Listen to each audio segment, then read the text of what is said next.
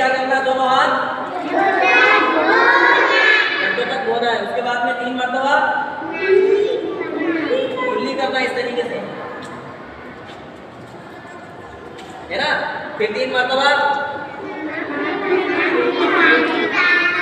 हाँ 3 मरतबा नाक में पानी डालना, फिर उल्टे हाथ से नाक साफ करना, इस तरीके से, ठीक है। फिर 3 मरतबा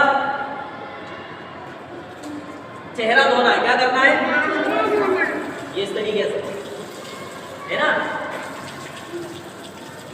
चेहरा धोएंगे, फिर दोनों हाथ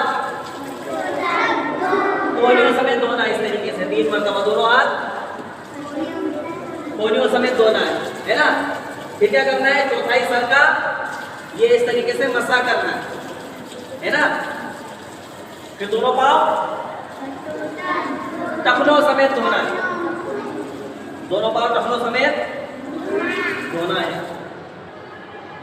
ठीक है।